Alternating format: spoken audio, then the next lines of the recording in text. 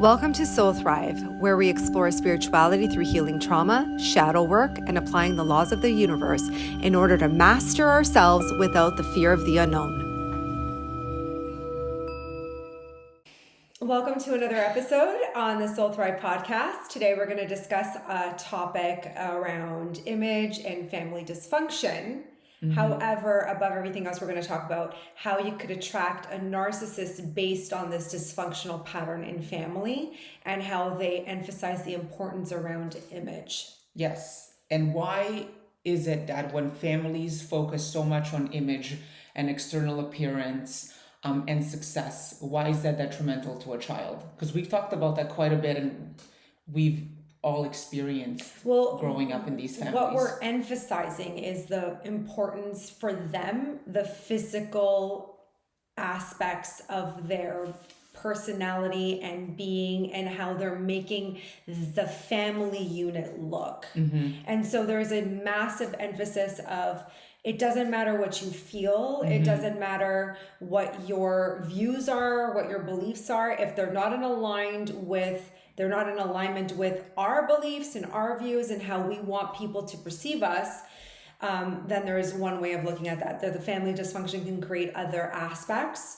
of a disturbance within that child's experience and their personal development as their sense of who they are, the autonomy of that child, and the overall felt perception, their sensory, their feeling. And there's a lot of gaslighting that child as well with regards to what their feelings are. Yeah, because your feelings are not important. What's more important is that you perform, that you look a certain way, that you go to school, you make good money, that you have a specific which career. Also abandons a lot of that authenticity and the importance of feelings and intuition is also very important, which is key for us to kind of be able to discern healthy relationship dynamics. We need to be able to develop that skill set in our childhood so that we have the opportunity to kind of assess whether you and I are a vibrational match in our experiences to better evolve our experiences and have a healthier relationship dynamic.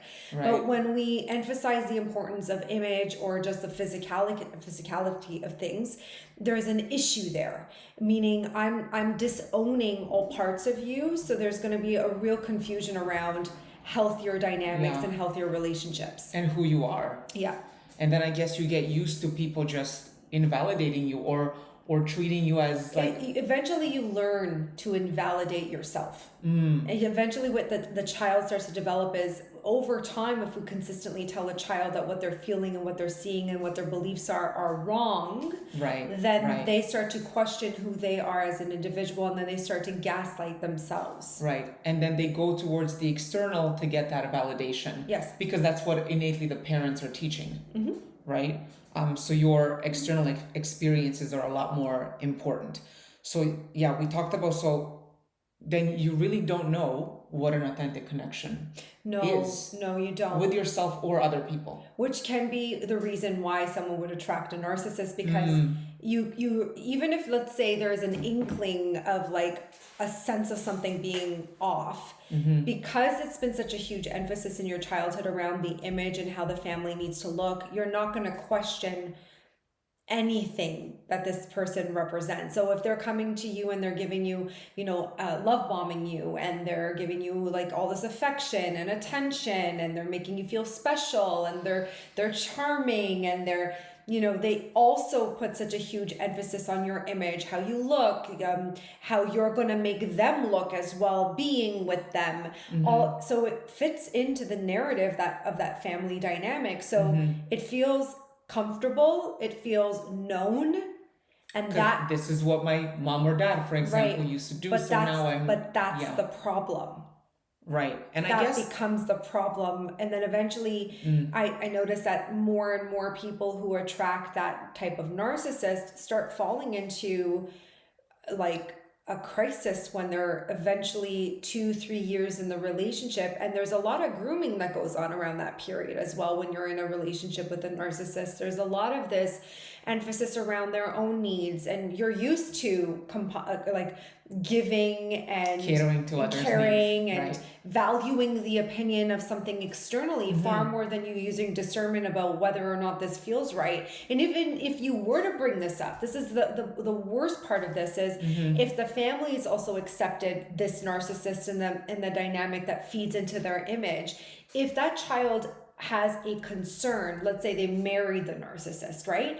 Now they come with a concern in saying, like, this person's not healthy for me. I'm actually suffering in this relationship. They're not going to believe you. They're going to believe the narcissist over you. And the narcissist does a very good job of convincing everyone else around them that there could be something wrong with that person that's seeing the truth of the situation. But again, if this was a dysfunction that was going on in the childhood's experience, then it's normalized anyways.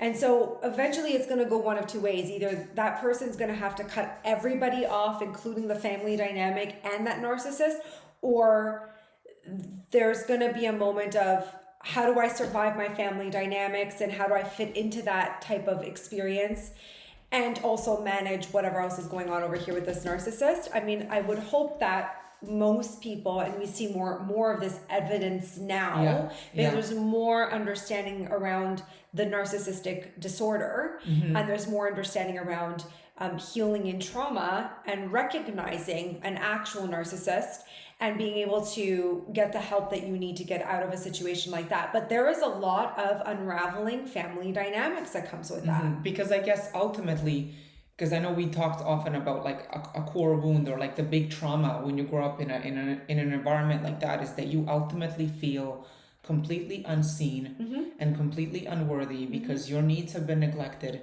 and it's all about the external. So then you're focusing so much on getting that validation from the outside. And I guess that's why we always see people chasing even like partners that look a certain way. And then of course the narcissist will be so charismatic. So they will they'll on paper, they'll be amazing. And again, you're valuing more. I mean, I've heard women often say to me, well, he needs to make a certain amount of money.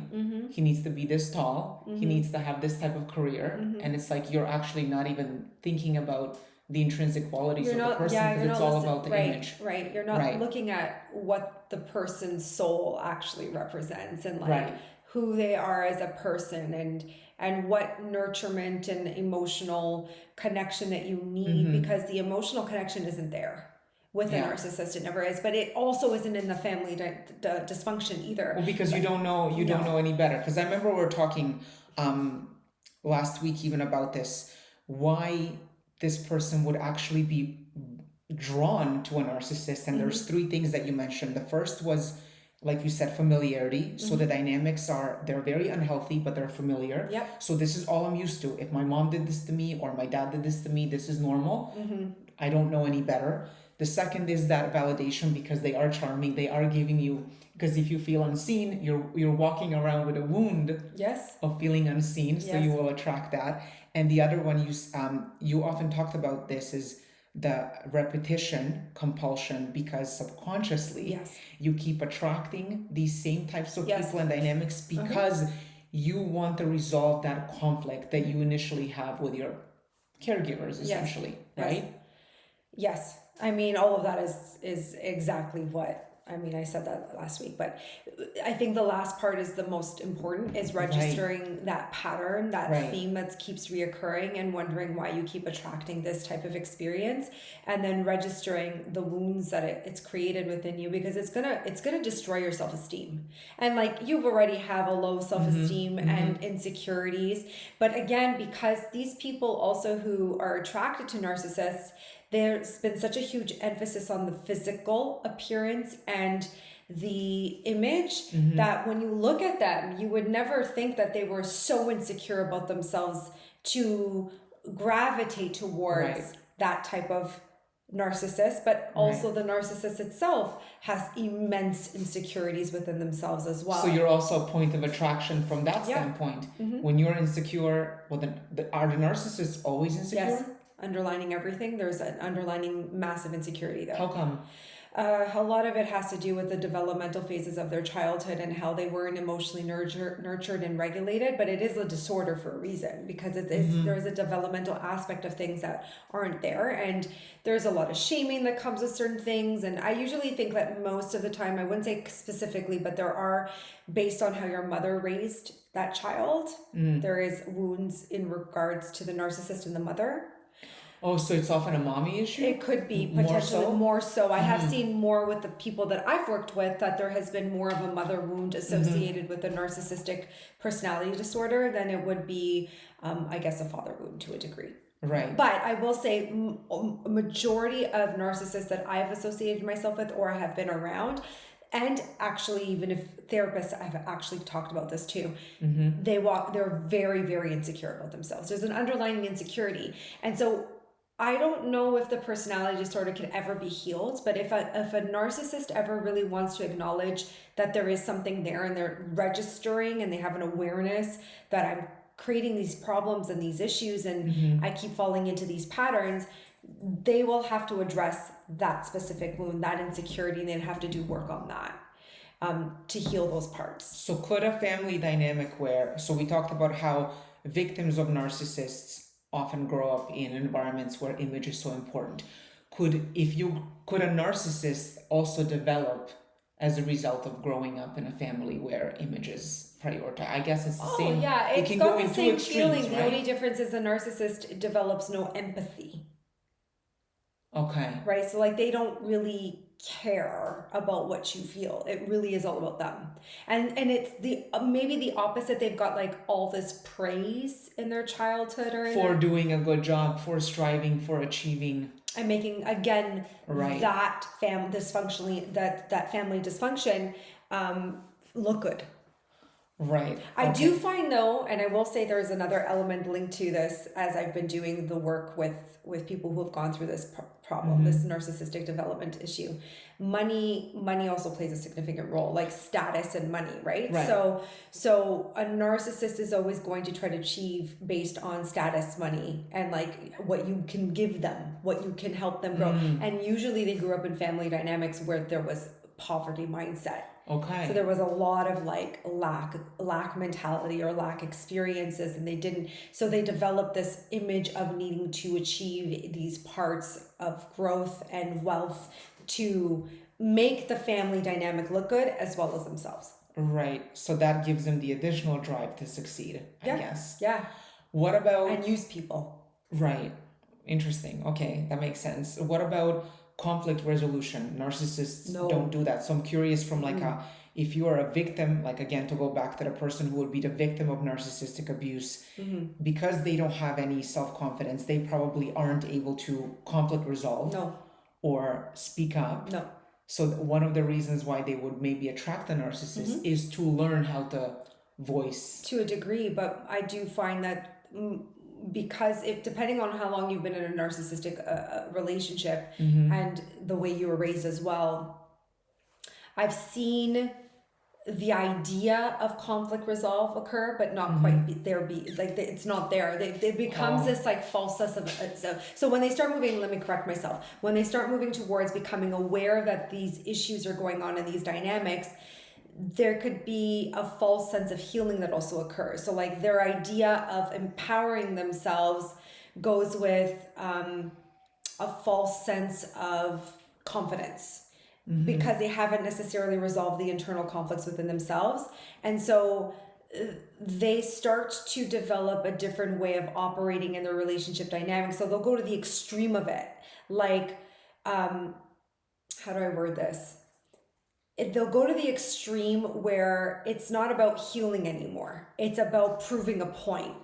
Okay. So instead of them actually, and I'm just saying some individuals, some people are in therapy, they're doing the work, they're healing, they're registering the pattern, they're setting and executing boundaries in accordance with their family, they're talking about the family dysfunction, they're registering the role that they were assigned in the family dysfunction, they understand why they attracted the narcissist to begin with, what they need to do moving forward so that they don't fall back into the same victim cycle. But then there's the odd few that go into a direction where they they feel that they're deserving of a different point of view of life, which just feeds into the image all over again. Right. So it's just a false sense of power.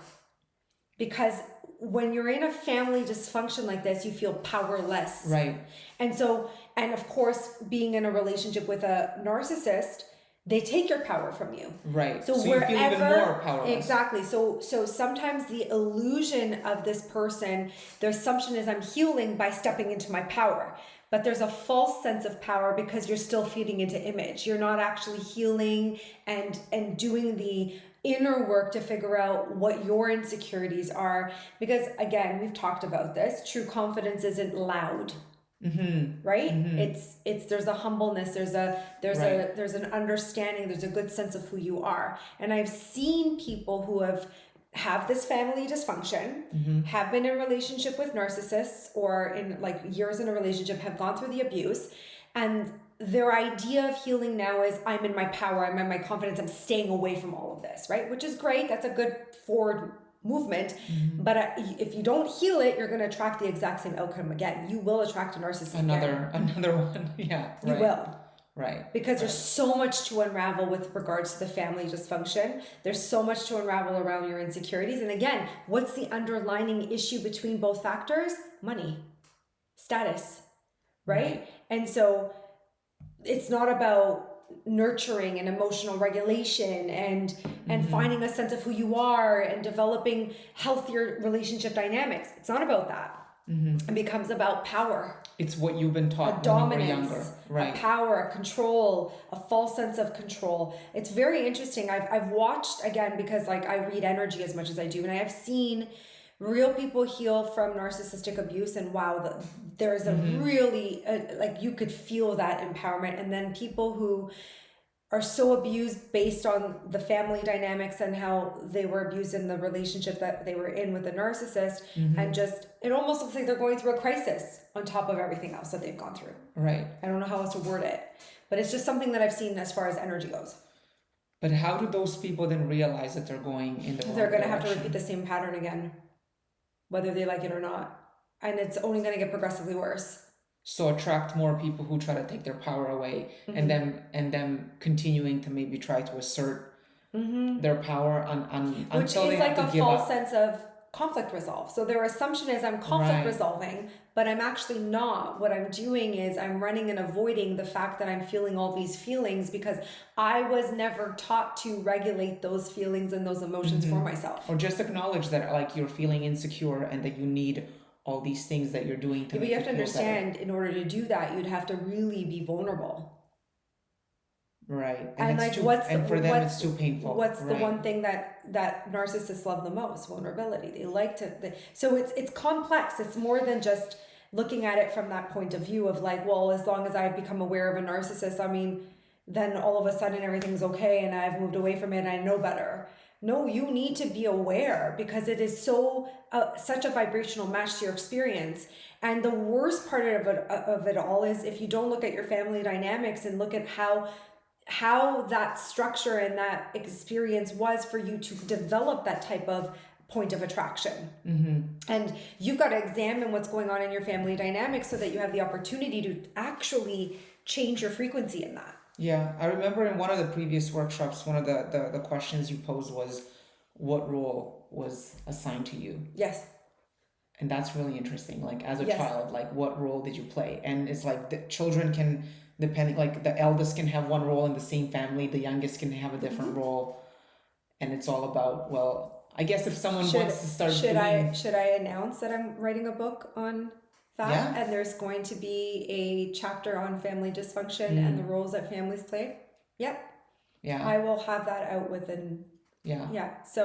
So yeah, I mean, there are roles assigned to us in our childhood based on these experiences and based on the roles that, like, for instance, like we could look at the scapegoat. Mm-hmm. Right? Like mm-hmm. a scapegoat is mm-hmm. a really common theme with this type of image, status, and family dysfunction. Totally normal. You would be the scapegoat or used as a scapegoat for not dealing with whatever the truth of experiences are and being blamed for experiences that are going on that are other people's responsibilities, and yet they're not they're not taking accountability and responsibility for their choices. Right. Okay, I'll insert a narcissist in that all of a sudden. Now all of a sudden they're never taking accountability again. You're used as a scapegoat. So you're like literally attracting whatever your experience was when you were super young. So I guess the healing work is understanding the role that you were assigned, understanding how you felt throughout your entire childhood, understanding how you still feel that way today as an adult, and then asking yourself, how are you doing? What are you doing to cope with those uncomfortable feelings? Because it could go, we talked even about this, that can go into overworking, that could go into relying too much on like having this image on social media as well, which we see so many people go into that, or, you know, going into specific careers, blah, blah, blah.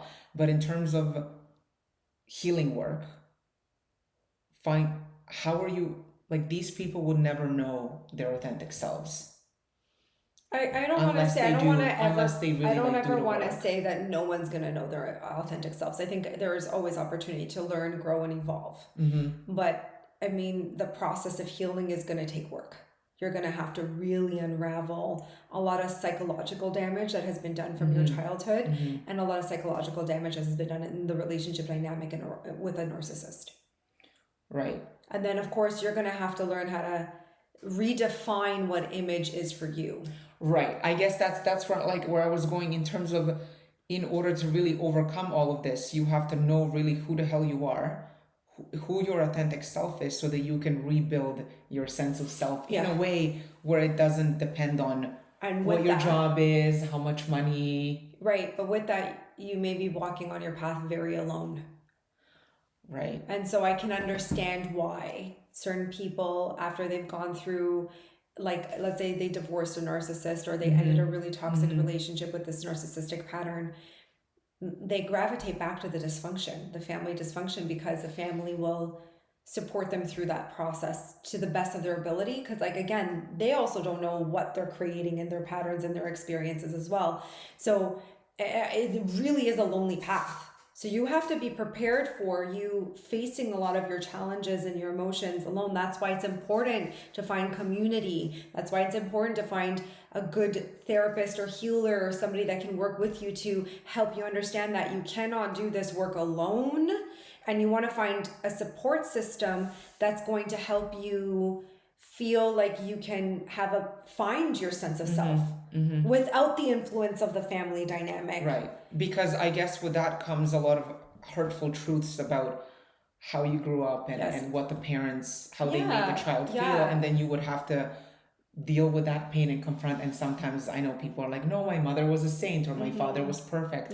But it's really just not diving it's hard. into. It's hard. It is very difficult. It's very difficult. I'm not going to sit here and say that this process is easy. And anyone who's gone through this process knows how difficult it is, and how that can break your spirit, and you could feel so alone and feel lost and not trust yourself. I mean, you've already done it your whole entire childhood, and then you have somebody who also psychologically damages you even more. That's why it's a very sensitive situation, and we have to give that person the grace and time to work through their experiences and really take the time to figure out how they're going to create a better sense of who they are.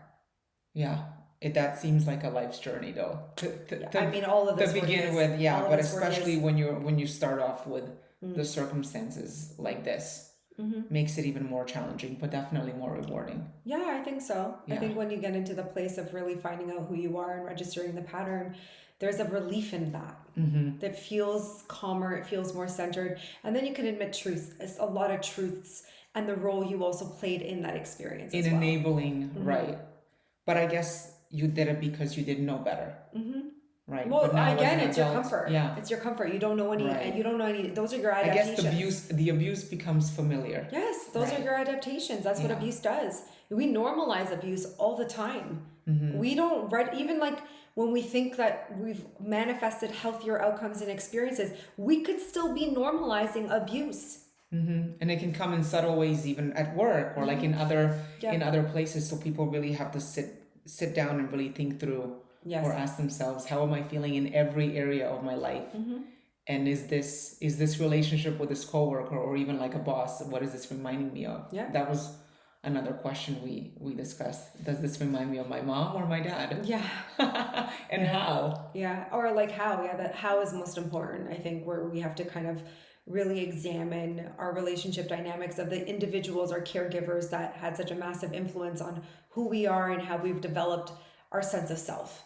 And so the better we ask the how, why, and we start to unravel those truths, the easier it's going to be for you to understand why you're attracting this narcissist to begin with. Right, right.